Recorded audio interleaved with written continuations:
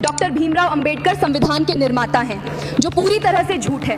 संविधान कोई एक व्यक्ति का लिखा हुआ दस्तावेज नहीं है। इसके लिए एक ड्राफ्टिंग समिति बनाई गई थी जिसमें 7 सदस्य थे। भीमराव अंबेडकर इसके अध्यक्ष थे।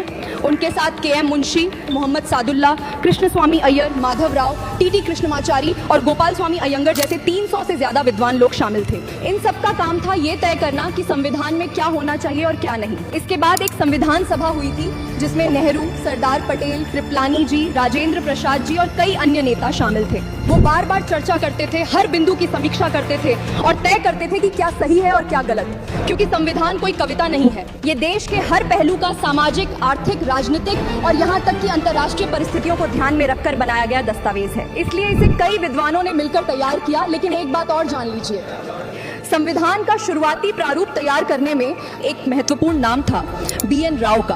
वे उस समय के प्रमुख संवैधानिक विशेषज्ञ थे और उन्होंने ही म्यांमार का संविधान भी लिखा था और भारतीय संविधान का प्रारंभिक ड्राफ्ट तैयार किया था।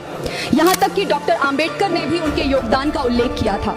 और इसलिए सच्चाई यही है कि संविधान किसी एक व्यक्ति का नहीं, बल्कि कई विद्वानों के सामूहिक प्रयास का परिणाम है।